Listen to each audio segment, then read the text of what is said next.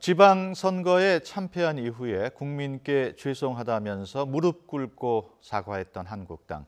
하지만 과연 반성이 무색하게 당 안에서는 계파 간의 갈등이 고조되고 있습니다. 쇄신을 위한 진통인지 아니면 당권을 잡기 위한 권력 다툼인지 유영화 한국외대 교양학부 교수 그리고 이현정 문화일보 논설위원과 함께 이야기 나눠보겠습니다. 어서 오십시오. 네, 안녕하십니까. 네, 한국당 상황 알아보기 전에 앞서 속보로 전해드렸습니다만 김종필 전 국무총리가 별세했다는 소식 앞서 속보로 전해드렸기 때문에 김종필 전 총리에 대해서 얘기를 좀 나눠보겠습니다. 향년 92세인데요. 얘기 나누기에 앞서서 취재 기자를 먼저 연결을 해보겠습니다. 지금 연결이 돼 있습니까? 네, 정치부입니다. 네, 김종필 전 총리가 김종필 전 총리 타계했다고요. 네, 그렇습니다. 김종필 전 국무총리가 오늘 오전 8시 15분 숙환으로 별세했습니다. 향년 92세입니다. 김 전 총리 측 관계자는 김 전 총리가 자택에서 숙환으로 별세했다고 밝혔는데요. 김 전 총리의 가족은 오늘 오전에 김 전 총리를 자택 인근에 있는 순천향 병원으로 옮겼고 김 전 총리는 병원 도착 당시에 이미 숨진 상태였습니다. 장례는 유지에 따라 가족장으로 치러지며 빈소는 서울 아산병원 장례식장에 차려질 것으로 알려졌습니다.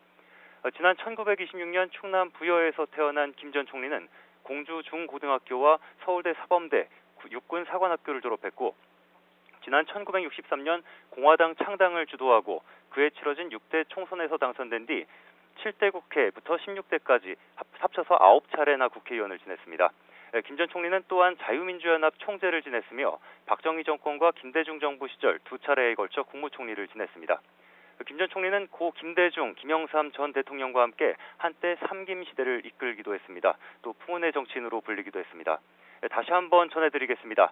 네, 김종필 전 국무총리가 오늘 오전 8시 15분 숙환으로 별세했습니다. 향년 92세고요. 김 전 총리 측 관계자는 자택에서 김 전 총리가 숙환으로 별세했다고 설명했습니다. 김 전 총리 가족은 오늘 오전에 김 전 총리를 자택 인근에 있는 순천향 병원으로 옮겼고 김 전 총리는 병원 도착 당시 이미 숨진 상태였습니다. 장례는 유지에 따라 가족장으로 치러지며 빈소는 서울 아산병원 장례식장에 차려질 것으로 알려졌습니다. 지금까지 정치부에서 YTN 조성호입니다. 네, 지금 들으셨듯이 김종필 전 국무총리 육사 8기로 임관을 해서 5.16 군사정변에서 참여를 했고 이후에 중앙정보부를 창설하면서 초대 중앙정보부장을 지냈습니다. 또 공화당 의장, 국무총리를 거쳐서 김대중 대통령과 DJP 연합을 이룬 이후에 또다시 총리를 맡기도 했습니다. 우리 현대사에 상당한 족적을 남긴 정치인이죠? 네, 그렇습니다. 대통령을 제외하고는 모든 직책을 다 하셨을 정도로 사실 우리 한국 정치사에서 삼김의 마지막 한 축이었지 않습니까? 예. 지난 2009년도에 김대중 전 대통령이 돌아가시고 또 2015년도에 이제 김영삼 전 대통령이 돌아가시고 결국 이제 오늘 김종필 전 국무총리마저 이제 서거하심으로 해서 사실상 한국 정치사의 삼김 정치가 어떤 이제 막을 내리는 그런 상황이 될 것 같습니다. 예. 사실 김종필 전 총리는 우리 정치사에서 여러 가지 중대 고비 때마다 중요한 어떤 적적을 남기셨는데 물론 이제 5.16으로 인해서 실은 박정희 정부의 어떤 창설에도 주도적인 역할을 했고 또 지금 이제 국가정보원이죠. 사실 중앙정보부가 처음으로 설립을 하시게 됐습니다.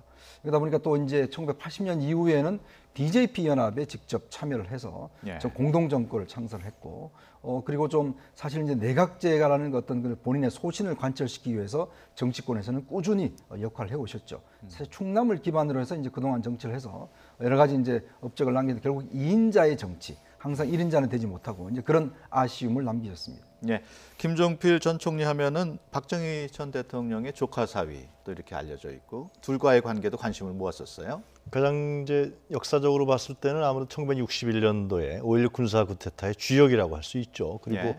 실제로 제3공화국을 만든 주역이기도 합니다. 그러니까 중앙정보부를 창단하고요. 그리고 이제 공화당, 당시 공화당이죠.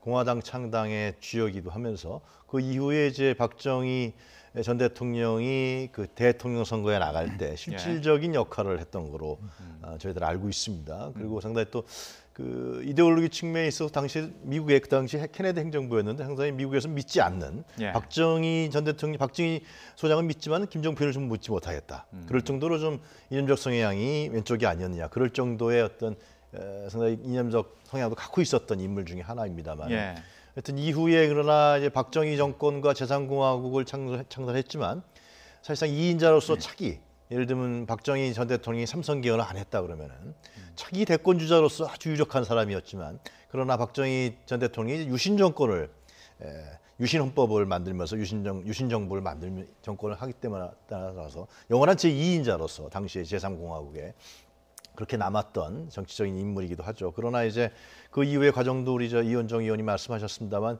이 정치 현실과 권력 현실 이 속에서 어떻게 정치인들이 생존해 나가고 어떻게 권력과 함께 진행해 나가야 되느냐 이런 부분에 대해서는 근 40년, 50년 동안 한국 정치사에 있어서 아주 중심적인 인물로 활동했다 이렇게 평가할 수 있을 것 같습니다. 앞서 DJP 연합 언급을 하셨습니다만 사실 고 김대중 대통령이 대통령에 당선된 가장 큰 요인 중에 하나가 김정필 총리와의 그 연합 아니겠습니까? 그렇습니다. 사실 뭐 1980년대 이후에 JP가 사실 선거에 참여를 하면서 항상 이제 좀 4등이라는 뭐 그런 위치에 있었죠. 그러다가 이제 민자당이라는 3당 연합 합당을 하면서 결국 이제 권력의 중심에 서지 않습니까?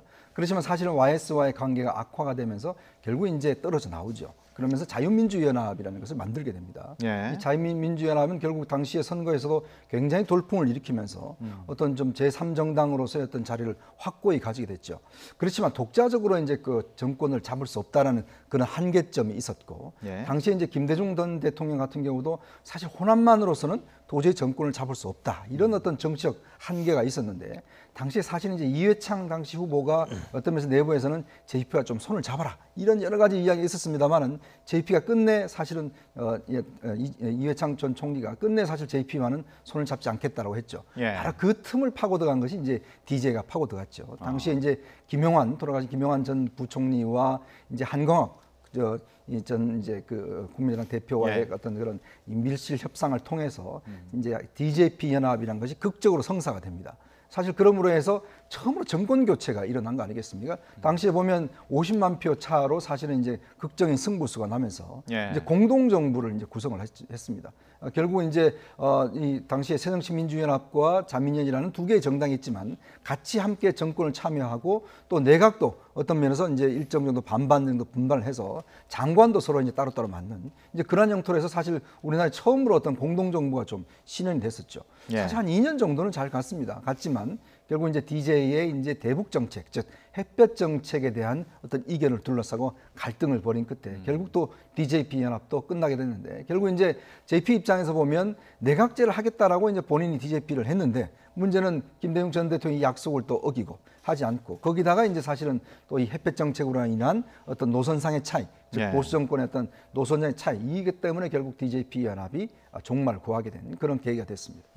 사실 김정필 전 총리도 속마음에는 대권 욕심이 없지는 않았으리라고 생각은 합니다. 그렇지만 지금 얘기했듯이 항상 누군가를 대통령을 만드는데 2인자로서 역할을 한 그런 인물이었어요. 뭐 실제 1987년도에 대권에 도전했었죠. 그러니까 80년도에 전두환 신군부에 의해서 이제 부정 축제인가처럼 몰려서 사실 정치 금지됐지만은 87년 이후에 이제 민주화가 된 이후에는 신민주공화당을 만들어서 87년에 대통령 선거에 나갔었죠. 특히 이제 충청 지역을 기반으로 해서 그러나 하여튼 대선에서 좌절된 이후에 또 이제 신민주공화당을 기반으로 한 충청 지역의 어떤 지역주의를 대변하는 그런 정치인으로서 활동하면서 그 이후에 88년 총선에서 상당한 의석수를 획득하게 됩니다.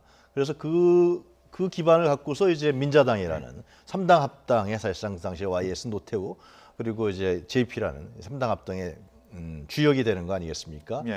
그러면서 거기서 이제 내각제 개헌이라는 걸 고리로 한 것인데 나중에서 내각제 개헌 문서 파문이 있었지만 지금 말씀하신 대로 또 YS한테 밀려버리는 거죠. 거기서 그 전에는 박정희라는 그 독재자한테 밀리고 그 이후에는 또 YS라는 정치인한테 밀리면서 실제로 YS가 대통령이 되고 JP는 1995년도에 민자당을 탈당해서 자민련이라는 이제 정당을 구성하게 됩니다. 네. 그러나 지금 이제 이현정 의원도 얘기했습니다만 이제 1997년도에 대선 때 이 공동정부, 그러니까 지역연합이죠. 정확히 얘기하면은 지역 등권론, 지역연합론이라 그러는데요. 호남과 충청이라는 지역이 연합해서 실제로 지역 패권적인 다른 지역과 대결해서 이긴다.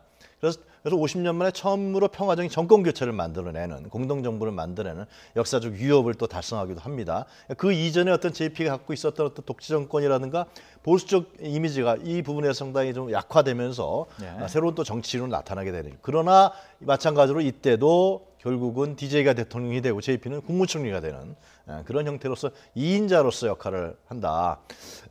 그 이후에는 결국은 이제 충청 지역을 기반으로 하는 그런 지역주의의 어떤 대표적 정치인으로서 쭉 역할을 하면서 실제로 돌아가시기 전까지도 JP 충청권에서 뭔 일을 하려고 그러면은 JP를 찾아가서 얘기를 하는 이러한 또 인사를 드리는 이런 그런 풍경이 연출됐었는데요. 제가 초반에도 말씀드렸습니다만 하여튼 이 격동의 40년, 50년 한국 현대 정치사에서 JP 같은 정치인이 어떻게 또 생존해 나가면서 현실 정치를 기반으로 해서 문제를 풀어나가느냐. 이런 부분들은 굉장히 중요한 역사적 족조이고 또 현재 정치를 하고 있는 분들에게도 많은 또 어떤 그 벤처마킹할 수 있는 부분도 되지 않겠냐 그런 생각도 듭니다.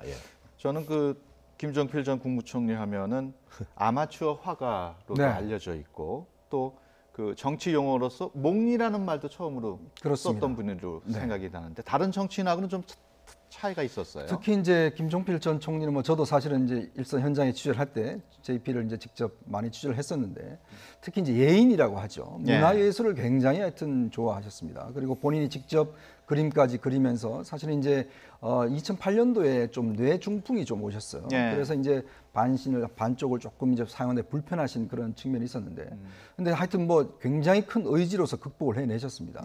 제가 한번 이제 그 뇌중풍 있은 다음에 이제 한번 몇 년 뒤에 그 식사 자리에서 뵀는데, 그때만 하더라도 이제 한쪽 손이 좀 불편하셨는데, 그 손을 쓰기 위해서 굉장히 노력을 많이 하셨어요.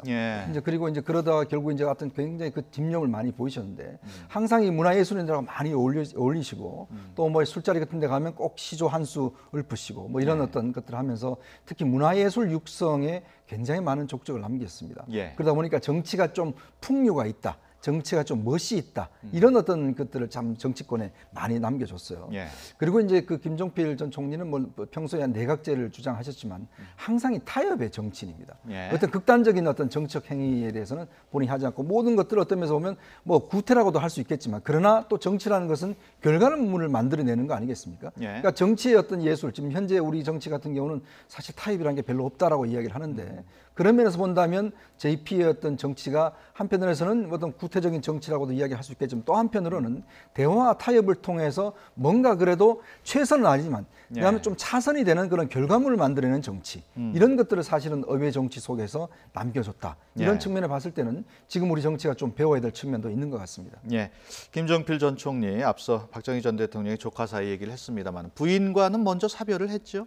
그렇습니다. 그래서 이 김종필 전 총리 같은 경우는 이제 경력이 1947년도에 서울 사범대, 그다음에 육군사관학교를 들어갑니다. 그래서 이후에 이제 그 상당히 군 내에서도 상당히 혁신적인 인물로 꼽히죠. 그래서 이제 박정희 소장과 그 그룹들이 실제로 군사 쿠데타에 대한 모의를 여러 번 하다가 61년도에 이제 감행하게 장면정부 때 감행하는데 실제로 당시에는 상당히 그 국민들로부터 이제 인정을 받지 않았습니까? 물론 군사 쿠데타였지만 이후에 이제 대통령 선거에서 박정희 소장이 대통령으로 당선되는 거 보면 국민들로부터 이제 선거에 의해서 선출되는 대통령이 되는 건데 실제로 이제 권력 구조문에 있어서도 그 장면 정부는 내각제였단 말이죠. 실제로 그러나 결국은 대통령 중심제로 또 바꿔내는 권력 구조도 바꿔내는 그런 형태로 하면서 개인적으로도 지금 말씀하셨지만 개인적으로도 굉장히 권력 내부에서 아주 암투 속에서 초반에는 아주 치열한 암투 속에서 견제를 많이 받았었죠. 그래서 1963년도에 또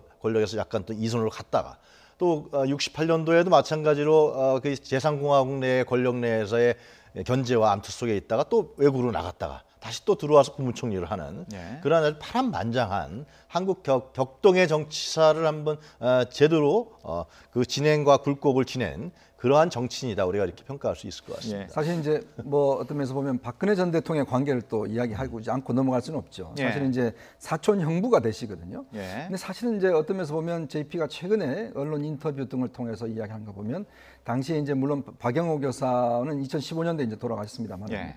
굉장히 아마 그때 조금 관계가 박 전 대통령 부인 유경수 여사와 관계가 그렇게 좋지는 않았던 것 같아요. 예. 이제 그러다 보니까 그런 것들이 좀 있었고 특히 이제 그 시대에 이제 특히 박 전 대통령과 최태민 전 목사와의 관계에 대해서도 예. 굉장히 본인이 비판적으로 많이 예. 받고 언급을 했죠. 그렇죠. 그래서 이제 그 뒤에도 박근혜 정부에서도 그게 물론 박근혜 정부를 전체적으로 지지는 했긴 했지만 그렇게 썩 어떤 적극적인 어떤 역할을 했던 것은 아닙니다. 이제 그러면서 본다면 박 전 대통령의 탄핵 이후에 보면 아무래도 그런 아쉬움들을 많이 남겼어요. 이제 그런 어떤 옛날에 어떤 이야기를 하시면서 사실 그런 관계들 좀 그런 관계들 자체가 보면 박근혜 전 대통령을 상당히 좀 탄핵으로 몰아갔던 그런 것에 대한 좀 아쉬움을 많이 남기시긴 했습니다.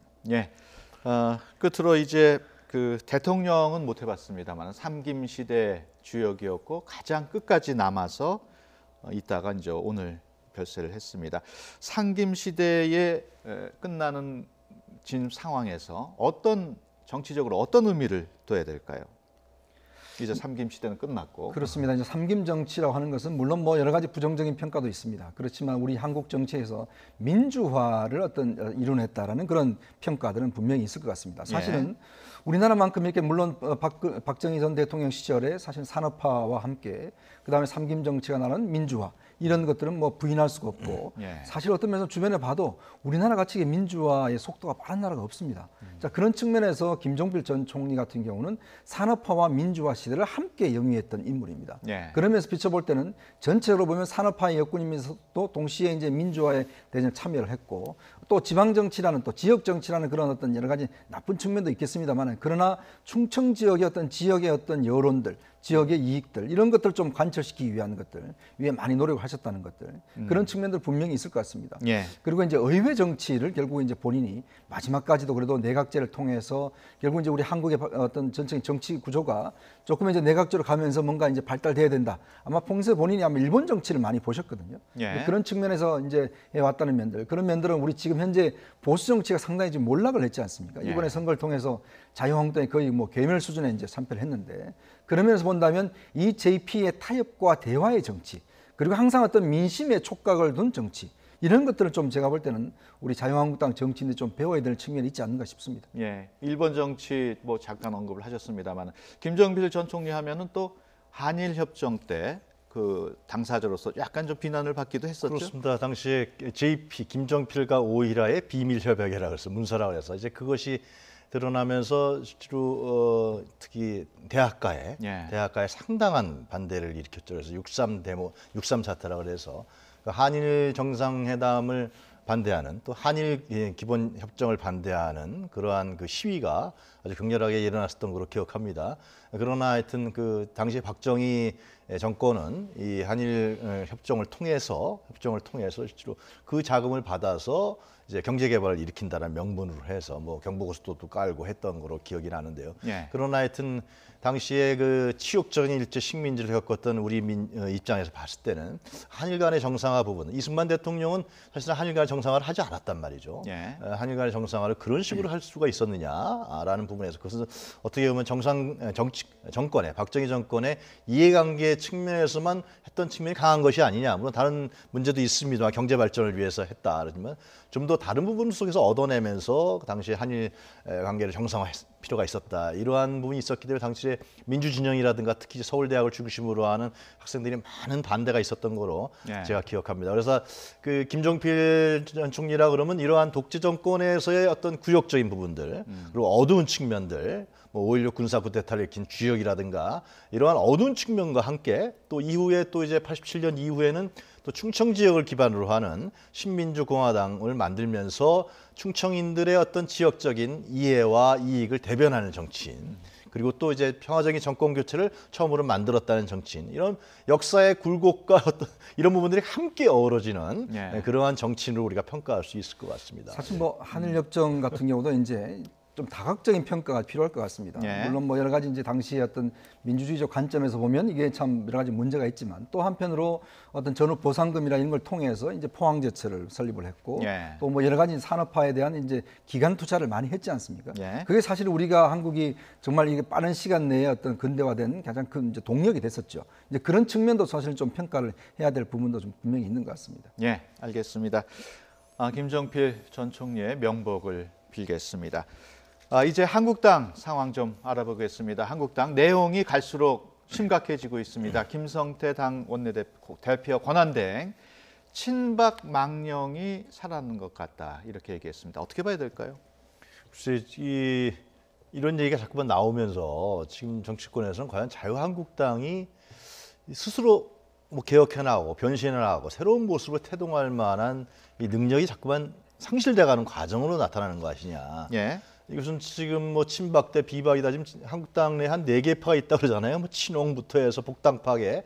그래서 이 계파 싸움으로 이렇게 얼룩져 버리면은 이 지방선거에서 심판받은 한국당의 어떤 실모습, 과거의 이러한 아주 그릇된 이미지라든가 정당 노선 이런 부분들이 결국은 새롭게 바뀌어 나갈 수 있는 내부 동력을 채울 수 없을 것 같다.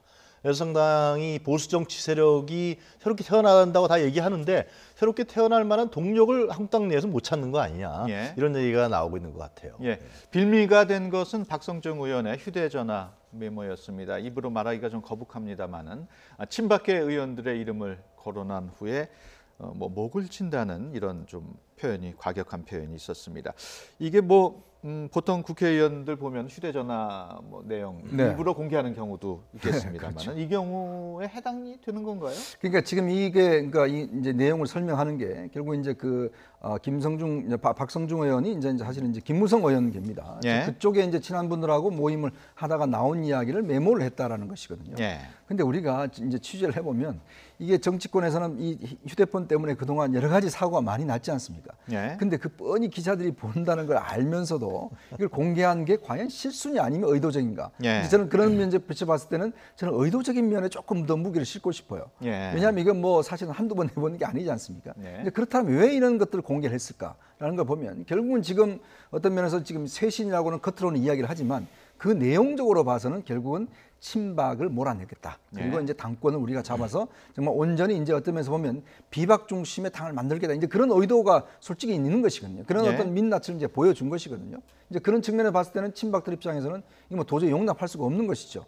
이제 그러다 보니까 결국 이제 당의 내분 자체가 지금 격화되는 상황인데 예. 과연 이 격화되는 상황 자체가 한편으로 보면 우리 국민들 입장에서는 굉장히 불편하고 하지만 내부자들 입장에서 보면 또 한편으로는 이런 걸 오히려 더 원했을 수 있지 않을까라는 생각 들어요. 예. 왜냐하면 비박계 입장에서는 이런 분란을 일으켜서 친박들이 반발할 거 아니겠습니까? 그렇다면 또 그걸 빌미로 해서 친박계를 뭔가 아까 이야기 그 표현에 나오는 여러 가지 그런 표현처럼 예. 뭔가 몰아내려고 하는 이제 그런 어떤 또 의도된 바도 있지 않겠는가? 그러니까 뭐 정치라는 게 이게 실수는 별로 없습니다. 항상 예. 모든 게 의도된 바가 있기 때문에 그 어떤 깊은 뜻을 따져보면 뭔가 어떤 내부의 권력 투쟁이 상당히 심각하게 벌어지고 있다 이렇게 저는 보고 있습니다. 일단 당에서는 박성중 의원 그 윤리위에 제소하겠다는 뜻을 밝혔는데 네. 수습이 될까요? 아유, 윤리에 뭐 제소한다고 해서 수습이 되겠습니까? 일단 뭐 지금 김성태 권한대행 입장에서는 그렇게밖에 할 수 없는 상황이겠죠. 예. 사실은 뭐 이렇게 해서 출당을 시킬 수도 없는 문제고 이제 그러다 보면 결국 이제 김성태 권한대행이 자신의 권력으로 지금 가져가겠다는 거예요. 근데 어제는 친박 망령이라는 이야기까지 했어요. 예. 이제 그렇다면 이건 당내에서 이제 더 이상은 친박과나 타입이 없다라는 뜻이기도 하거든요. 이제 그런 면에서 비춰봤을 때는 더 이상 지금의 김성태 체제로는 당 내분을 저는 수습하기 어렵다. 빨리 외부 인사가 와야 될 필요성이 있다 이렇게 봅니다. 예. 상황이 갈수록 악화되는 가운데 삼선의 김영우 의원 탄핵 시즌 2다 이렇게 발언을 했습니다. 직접 들어보겠습니다. 뭐 목을 친다 이런 얘기까지 나왔다면은 저는 예. 이것은 무슨 뭐 정말 범죄 조직도 아니고 말이죠. 지금 잘못하면은 박근혜 대통령 탄핵 때와 마찬가지로 그때 이제 새누리당 내에서 예. 잘못하면 탄핵 시즌 2로 간다 이거. 지금 자유한국당 의원 전원이 총선 불출마 선언해야 된다. 예. 어떻게 보세요? 아마 국민들의 국민들이 느끼는 심정, 정서는 그럴 가능성이 크죠. 그럴 가능성이 큽니다. 그래서 그런 것을 포함해서 비대위가 좀 꾸려져서 그런 안도 고려 가능한 아닙니까? 저는 고려해야 된다고 봅니다. 네, 지금 김영호 의원 얘기대로 지금이 탄핵 때만큼 심각하다 이렇게 보십니까? 그러니까 지금 이번에 총선은 아니었고 지방선거였으니까 아직도 한국당 의원들이 내부 계파 싸움에 몰두하는 것 같은데요. 만약에 총선이었다 그러면은 사실상 TK 지역을 제외하고는 만약에 비교입니다만은 전패했다고 볼 수 있는 거죠. 그래서 민주당 일각에서는 좀 뭐 250석 그런 얘기까지 나왔던 거 아닙니까? 실제로 비교를 한다 그러면은 그렇기 때문에 김영호 의원이 얘기하는 것이 맞다고 볼 수 있죠. 근데 탄핵 얘기가 나왔는데 실제로 한국당 한 3번 정도의 기회가 있었는데 실기했습니다. 그러니까 2016년 총선에서 패배했을 때 실제로 당을 바꿨어야 되는데 친박의 이정현 의원이 당 대표가 됐어요. 그리고 그 이후에 이제 탄핵을 됐을 때 비대위를 구성했는데 임명진 목사가 들어갔지만 내부에서 또 친박 비박 갈등 내부 하여튼 권력 투쟁 때문에 제대로 이 부분이 정리가 안 됐습니다. 탄핵을 찬성한 당이었는데 실제로 그런데 그 이후에는 대선 패배 이후에도 사실상 새롭게 당을 바꿔낼 수 있는 혁신적인 기회가 있었는데 과거의 인물로 대표되는 홍준표 전 대표를 대표로 됐단 말이죠. 이러한 부분들 실기했다는 말이죠. 이번에도 만약에 또 지방선거 때 완전하게 실제로 국민들에게 심판받았고 특히 보수 세력에게 심판받은 케이스인데 이번에도 이것을 만약에 바꿔내지 못한다 그러면 뭐 1년 10개월 남았다 그러면 금방 갑니다. 내년 되면 별로 총선 분위기에 들어가거든요. 공천 얘기 나오는데 그런데 이번에도 만약에 바꿔내지 못한다 그러면 김영호 의원 얘기한 대로 이 탄핵과 마찬가지의 그런 심판을 또 총선 때 받을 수도 있다. 그런 점들을 염려해서 이제 얘기한 것이 아니냐 생각이 드네요. 김영호 의원은 또 한국당 의원 전원 총선 불출마까지 포함해서 비대위가 꾸려져야 한다. 이런 걸 고려해야 한다고 말했습니다. 실현 가능성은 높지 않아 보여요. 그렇습니다. 뭐 사실은 국회의원이요. 솔직히 뭐 자기 발로 걸어나가는 건 저는 거의 보지 못했거든요. 결국은 이렇게 뭐 이야기를 하지만 또 나중에 가서는 또 이게 없는 것처럼 이야기를 할 겁니다. 이제 그렇기 때문에 사실 국민들 입장에서는 뭐 똑같다라고 이야기를 할 수밖에 없는데 저는 지금 자유한국당의 패배 본질이 어디서 봐야 되는가 이제 그런 측면을 보면 자유한국당 패배 본질이 사실 국회의원들의 저런 어떤 뭐 친박 비박과의 싸움도 있겠지만 근본적으로는 민심을 일단 몰랐다는 거고 또 특히 국민의 민생을 챙기지 않았다는데 거기서 결정적인 패착이 있지 않겠습니까?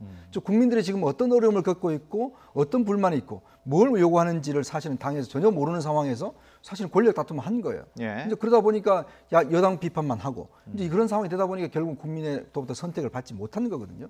근데 지금 보십시오. 똑같은 잘못을 반복하고 있지 않습니까? 이제 그 반복하고 있다는 것은 결국 자신들의 국회의원이라는 하나의 권한을 더 이상 내려놓고 싶지 않다는 거예요. 이제 그런 상황에서는 제가 볼 때는 해결될 가능성이 없습니다. 이제 그러면서 본다면 지금의 상황의 해결은 이제는 아까 김영호 의원이 뭐 극단적인 이야기까지 했습니다만은 전원 불출마까지 이야기했습니다만은 그런 심정으로 하지 않으면 이건 되지 않는 것이거든요. 그렇기 때문에 지금 내부적으로 뭔가 문제를 해결하자 뭔가 이건 저는 다 공연불에 불과하다고 봅니다. 결국은 정말 강력한 리더십을 가진 외부 인사, 즉 사심이 없는 외부 인사가 와서 뭔가 정리를 좀 해야지만이 그래도 좀 정리가 될 것 같습니다. 이런 가운데 김성태 권한대행 조만간 혁신 비대위 준비구성위원회를 출범시키겠다 밝혔습니다. 이것도 좀 쉽지는 않아 보여요.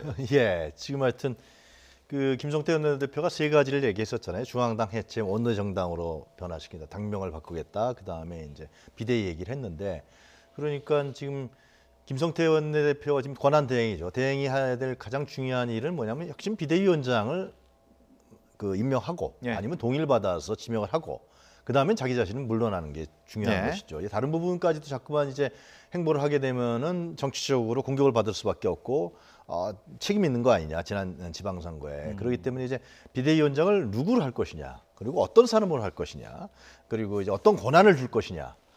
이런 부분들을 김성태 대행이 환경을 만들고 설득을 해서 만드는 일이 전 제일 중요하다고 보여집니다. 그래서 그러나 이제 비대위원장이 누가 될지 알 수 없습니다만 과연 어떤 사람이 이런 환경에서 들어올지 그것도 진짜 궁금한 것 같습니다. 비대위원장, 한국당 비대위원장으로 거론되는 인물들이 있습니다. 누가 있는지 그래픽으로 한번 보시겠습니다. 지금 나오고 있습니다. 김병준 국민대 명예교수죠. 또 김종인 전 더불어민주당 대표. 황교안 전 국무총리, 김영호 전 국회의장, 박관영 전 국회의장.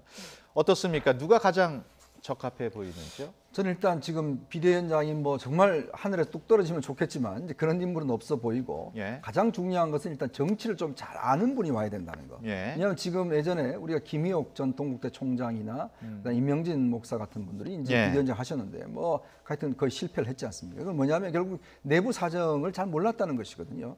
지금 사실은 이렇게 지금 환자가 정말 거의 뭐 절체절명의 상황이 있는데 어디가 아픈 건지를 정확히 아는 정말 유능한 외과 의사가 와야지만 이걸 지금 상처를 도려낼 수가 있는데 예. 그냥 전체적인 것만 아는 사람이 와서는 이제 안 됩니다.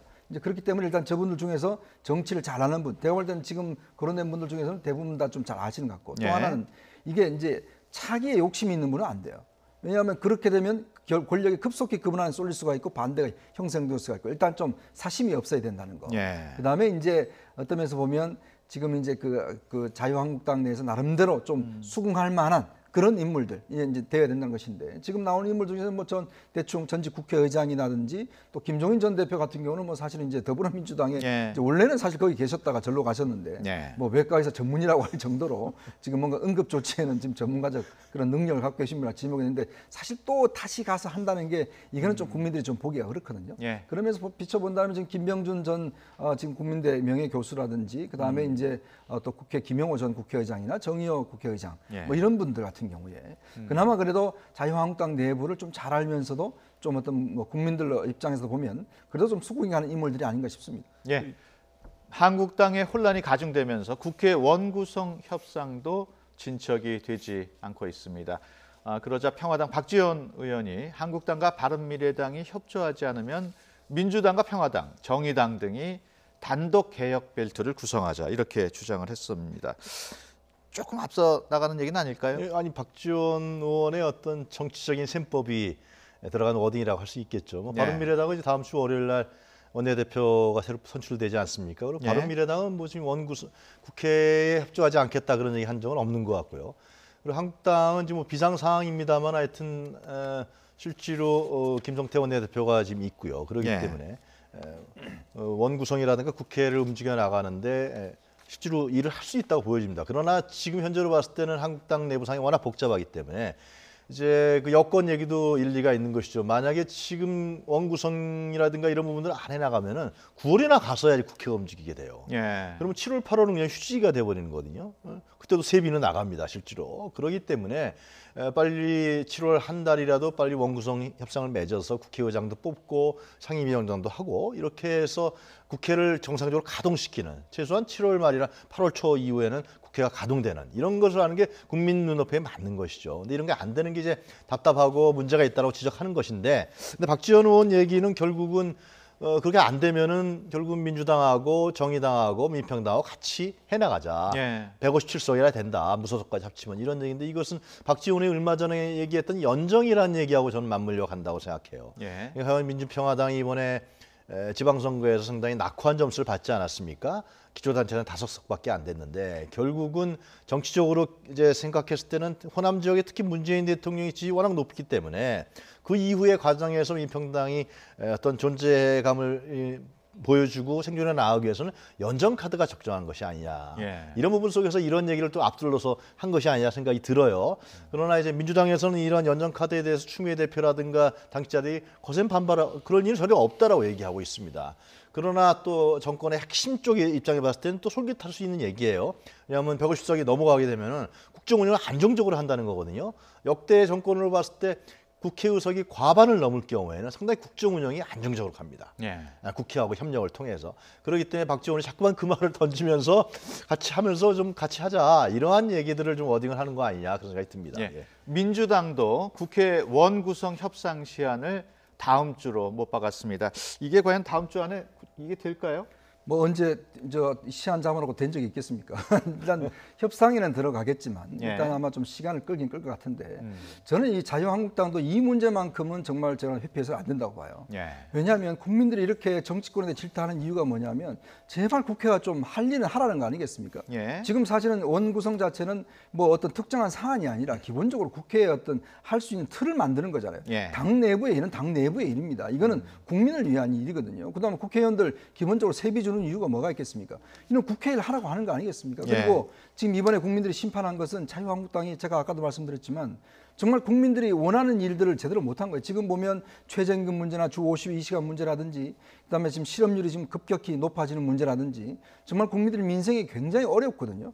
자, 그러면 지금 또 외교안보적으로도 여러 가지 일들이 많습니다. 그걸 빨리 국회가 받아서 논의하고 뭔가 대안도 내고 또 정부를 견제도 하고 이런 것들 좀 해줘야 되는데 지금 저렇게 자유한국당이 내부 일로만 저렇게 하면은 이거는 제가 볼 때는 또다시 심판받을 수밖에 없어요. 그러니까 김성태 저는 대행도 딴 일보다는 제일 우선적으로 국회 원구성 내부에는 그냥 싸움 하시는 거 하시고 국회 원구성부터 먼저 하시고 싸울 건 싸우시라는 걸 조언을 부탁드리고 싶습니다. 어떨까요? 앞서 저희가 김종필 전 총리 얘기를 했는데 그분께서 만약에 자유한국당에 조언을 한다면 어떤 조언을 저는 했을까요? 저하고 똑같은 이야기를 하실 거 봐요. 왜냐하면 정말 JP는요 극단적인 게 없습니다. 항상 민심이 어떻게 흘러가는가에 따라서 마지막 결정을 하시는 거거든요. 아까 이제 지금 그 민주당의 개혁연대도 이야기하셨는데 저는 아마 JP가 지금 있었다라면 그걸 아마 했을 것 같아요. 왜냐 정권이 잘 나갈 때 뭔가 일을 만들어야 되고 그러려면은 서로 힘을 합쳐야 되는 겁니다. 이제 그렇게 않고서는 성과물을 낼 수가 없어요. 지금 조금 전에 검경 수사권 발표가 됐지 않습니까? 그 발표만 되면 뭐합니까? 결국 법이 통과돼야 되잖아요. 그러기 위해서는 국회 의석이 있어야 되는데 의석이 없습니다. 지금 민주당은 합하지 않으면.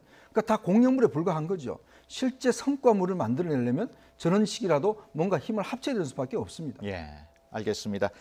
좀 더 얘기를 나누고 싶습니다만은 시간 관계상 여기서 마쳐야 되겠습니다. 지금까지 유영화 한국외대 교양학부 교수 그리고 이현정 문화일보 논설위원과 함께 이야기 나눴습니다. 오늘 말씀 고맙습니다. 감사합니다.